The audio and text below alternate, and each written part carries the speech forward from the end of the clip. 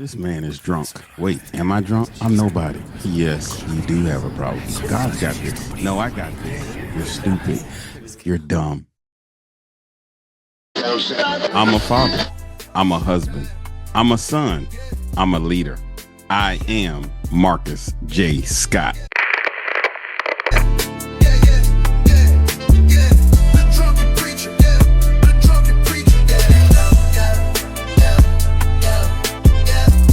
I'm Marcus J. Scott, author of The Drunken Preacher, here to encourage critical thinking, social awareness, advocate growth, resilience, provide hope, and help you find faith.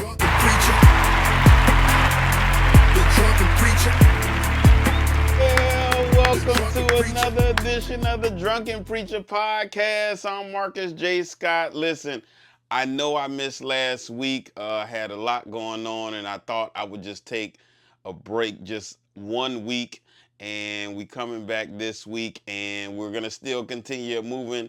I got a lot of exciting things coming up to include. Here it is. I'm gonna drop it on you. I've been holding out, but we're looking at dropping another book. Yeah! We're looking at dropping a second book, y'all. We're looking at dropping a second book, From Setbacks to Success. From Setbacks to Success, more on the business side, but taking some of the principles that I learned and went through my life from the Drunken Preacher. But it's called From Setbacks to Success, and talking about how when you start something, primarily a small business, or you start a journey, and then you get hit with a setback. Yeah, you get hit with a setback, and you're frustrated on how to move forward. Sometimes you feel stuck in moving forward. Sometimes you feel like, well, maybe it wasn't the right move. Maybe it wasn't the right thing. I'm often reminded of the person who started Chick-fil-A. Most people don't know he had two other restaurants prior to Chick-fil-A. Failed twice. One burned down, the other one he had to declare bankruptcy. But see, we don't see the failed stories a lot of times. And so what if he would have said, you know what, maybe I'm not supposed to be in the restaurant business. Yeah, maybe I'm not supposed to be in the restaurant business. And so a lot of times our failures, or what we presume as failures, because what if they're not really failures, but we look at them as lessons? That's some of the stuff that I talk about in the book. And so a lot of times we look at failures as opposed to looking at them as lessons. Or we start second guessing ourselves about, maybe I wasn't supposed to do that. And so we're going to come out with From Setbacks to Success book. But in the meantime, that almost kind of leads me into what I wanted to talk about today. A legacy worth living. Yeah, a legacy worth living. Now, whenever we have setbacks and stuff, right, we start to think about, well, how can I move forward, or even if I can. But then it starts to come up in our mind, well, what kind of legacy am I going to leave if I fail? What kind of legacy am I going to leave if I'm not doing good? And we often think about the stuff and the materials, and, well, if I don't have a good job, or if I don't get this business off the ground, I don't have a business to pass down to my kids or my grandkids, or I don't have the money to pass down to them, or I don't have the stuff to give to them. And I think we're thinking about that the wrong way.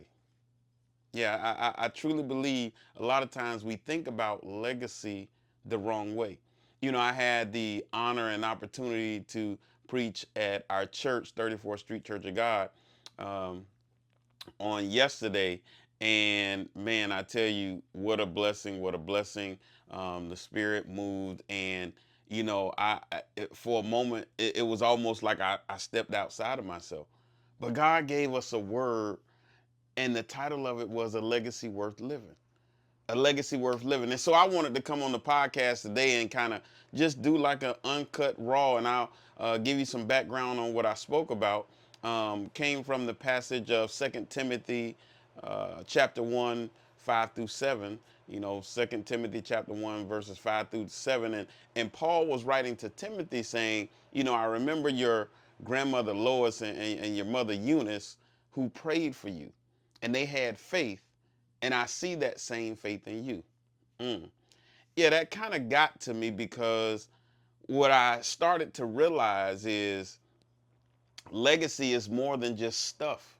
He didn't say, I remember your grandmother Lois and your mother Eunice, and they left you a bunch of stuff, or they made it great and they passed this great stuff down to you. They passed riches and stuff down to you. They passed down all the things that they had accomplished and they handed it to you. No, no, no, no. He said the same faith that I see in them, that I saw in them, I see in you. And so that kind of brings me to the first thing that I talked about was a legacy to remember. He was reminding Timothy that he had some people before him. Like, it didn't start with him. It started with his mother and his grandmother. And so I'm reminded of all the people who are in my life that were around me, actually that were here before me, right? My grandparents, my parents. I talked about my grandfather, Dr. Richard Harry Cleveland. Talked about my grandfather, John Oliver Laster. Talked about my grandmother, Evelyn Laster. Talked about my other grandma, Agnes Cleveland. And those are the people who were in my life once I was born, but they were here before I got here. And then not to mention my parents. And so these people were here doing the things that I'm currently doing before I even got here. So they were preaching, teaching, and speaking before I got here. They were doing those same things before I got here. And from what they tell me, because I wasn't here, they were praying for me before I got here and when I got here.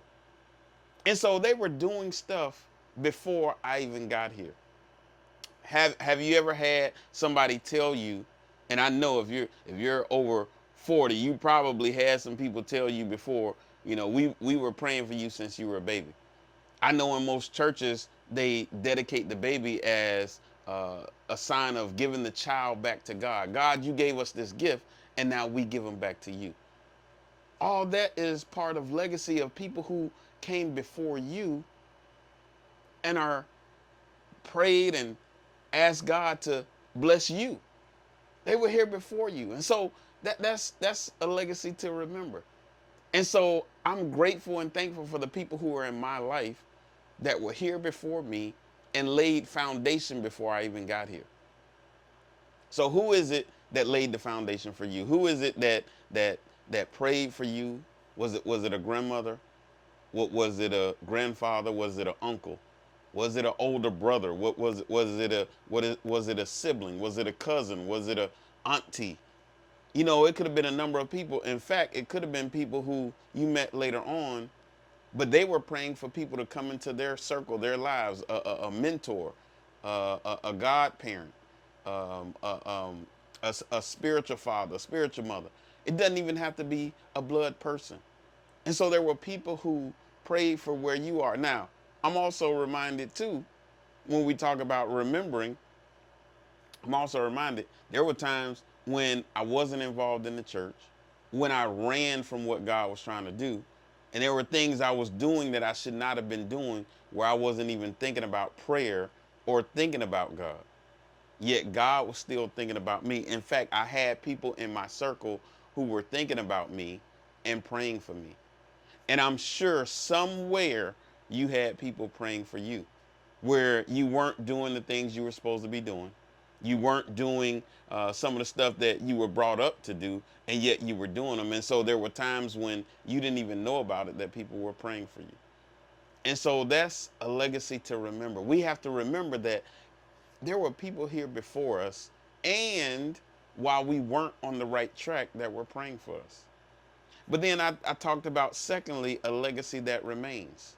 Yeah, a legacy that remains. Something that started in a grandmother or a mother, as Paul was telling Timothy. In your grandmother Lois and in your mother Eunice, what they had, I see it in you. What lived in them, I see it living in you. And I broke down the word live. I broke down the word live, and live isn't just a part-time thing. It was something that lasts. It's something that stays for a while. I talk about that I'm in real estate, and when you talk about renting, that's a temporary thing. When you talk about residency, that's a permanent thing. And so we have to have faith, we have to have prayer, we have to have worship, we have to have a heart of gratitude, which I always say on here. We have to have that thing consistently. Sometimes, even when it's hard, we have to have it consistently.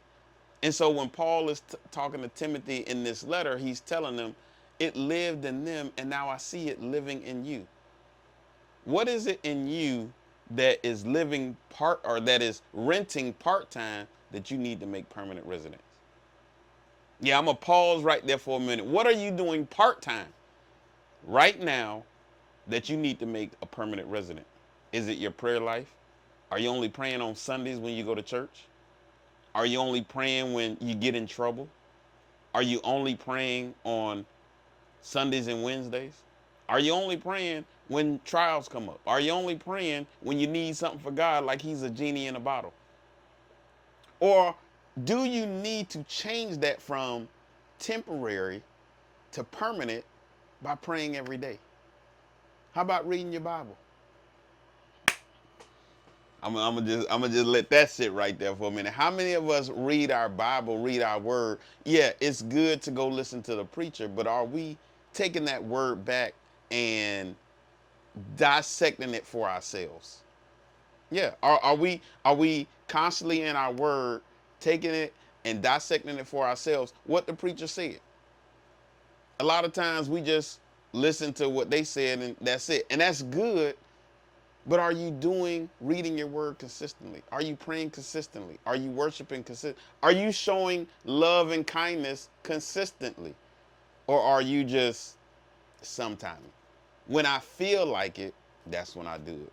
When I feel like speaking, that's when I do it. When I feel like talking, that's when I do it. When I feel like worshiping, that's when I do it. When I feel like giving God praise, that's when I do it. When I feel like saying thank you, that's when I do it. We got to stop doing stuff temporary and do it permanent. What is it that you need to change and do permanent? But not only that, in legacy remains, things that have changed and transferred from one person to another, from somebody that was there before you, another, it's in us. It's in us, but we got to find a way to bring it out of us. You know, something that your parents did or your grandparents did, it comes out. It comes out. First of all, my father's a preacher, and I talk about often that I have PTSD, preaching, teaching, speaking disorder. Yeah, preaching, teaching, speaking disorder. I didn't want to do the stuff. I was like, nah, we're not doing that. And so I didn't want to preach. I didn't want to teach, and I didn't want to speak. And yet, that's all my father did. My mother was a teacher. My grandmother was a teacher. My grandfathers were preachers. And so they did all the things that I didn't want to do. And yet the thing was inside of me. It was inside of me. And once they have gone on, move on, not doing it anymore, or even have transitioned and not here with us physically anymore, their spirit lives in me because now I'm doing the same thing that they did. The legacy still remains because it's in me. What is it that your parents did, your grandparents did, that's still in you? And it doesn't have to be their work per se. Maybe it's their ethics. Maybe it's the way they kept the house clean. Maybe it's the way they cooked. Maybe it was the way they treated people with love and kindness. Maybe it was just loving you. And now all of a sudden we're not doing some of the things, or you're upset saying, no, I don't want to do it the way they did it. But they instill some principles in you that you ought to allow to come out. Yeah, they left some things in you that you might need to allow to come out. And so that's what a legacy remains is. It's not about what house they transferred to you or what car they left you or how much money in the bank they left you. It's about your character. It's about what are you doing that's principle based? What are you doing that they left in you spiritually? What did they leave in you for you to carry on to the next generation? And then lastly, that leads me into He said, fan into flame the gift that God has given you. Yeah, fan into flame the gift that God is giving you. And so the gift needs to burn. In order to get it going, it needs to burn. I talk about if you leave a fire just burning by itself, it'll eventually burn out. If you have a gift and you don't use it, it eventually goes cold. You eventually lose it. I'm reminded of the story in the Bible where it talks about the talents, and he gave one 5, and he gave one 2, and he gave one 1, and the one who had the 5 and the 2, they got more when they used it. The one who didn't use his buried it. God took that one from him and gave it to the ones who had more. We're often wondering and asking ourselves, why do people with all the stuff get more stuff? I'm going to let that sit right there for a minute. Why do people who already have money get more money? Why do people who are already blessed get more blessings? Why do people who have one gift, two gifts that they're using get more gifts? Why do people, it seems like, hey, they were successful in this area. Now all of a sudden they over 20 businesses. They're over 30 businesses. They're over so many businesses and have all this stuff. And we're wondering, well, how did they do that?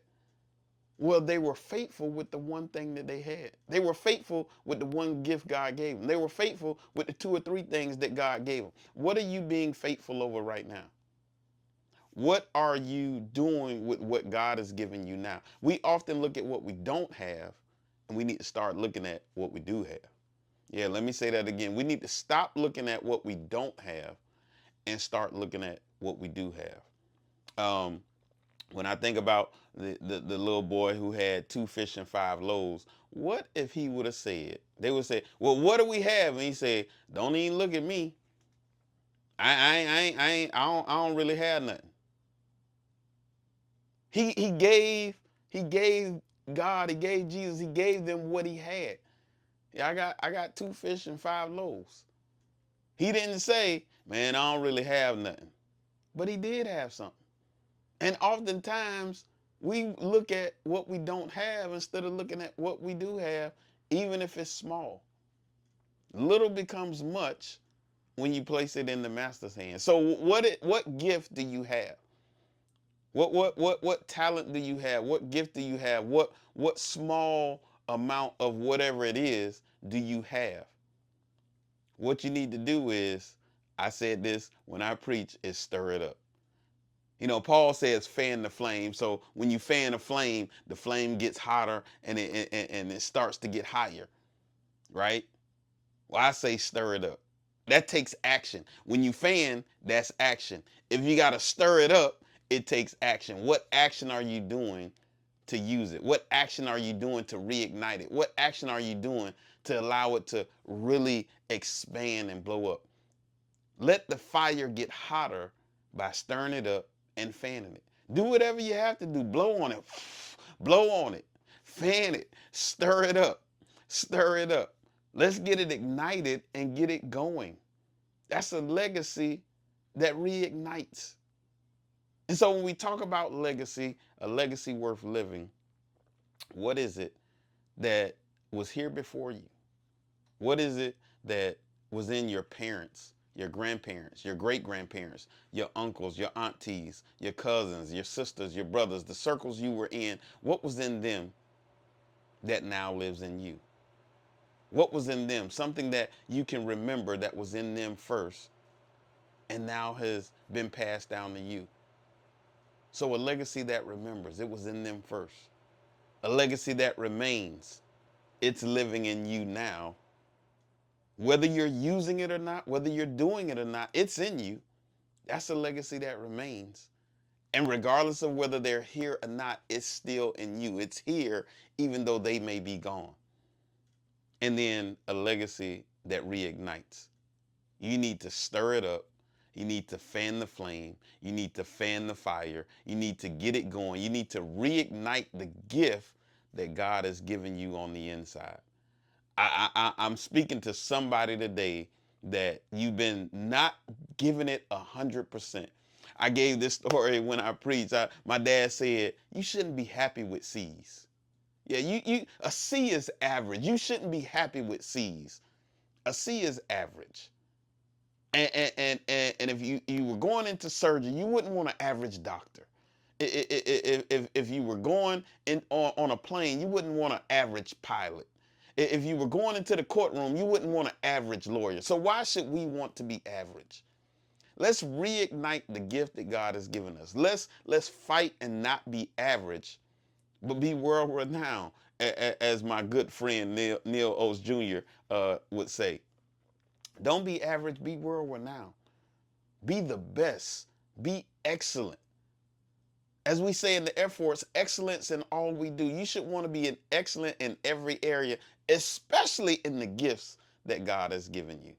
Let's reignite the flame. Let's reignite our legacy. Let's push towards greatness and allow us to live a legacy worth living. All right, that's my time for today. Hey, don't forget to share, subscribe, and like Marcus J. Scott 4040. Marcus J. Scott 4040. Man, I'm super excited about the book that's going to come out. We'll probably drop. We're still kind of working some things out, and we're still working on it. So we're looking at possibly coming out, if not the end of the year, the first quarter of next year. We're still working on timelines and everything, and still in talks with TBN's publishing company to see if we can get the Drunken Preacher republished.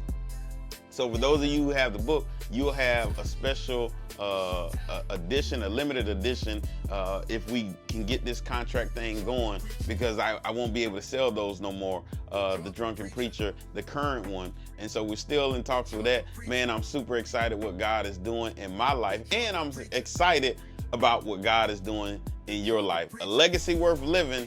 Let's stir it up. Let's fan the flame. Let's get it going and watch God move. All right?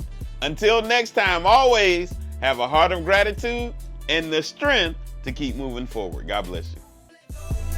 It's your time. Yeah.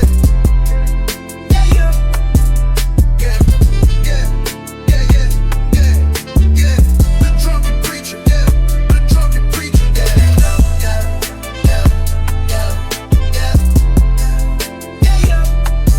It's your time. It's your time. The drunken preacher. The drunken preacher. The drunken preacher. The drunken preacher. The drunken preacher.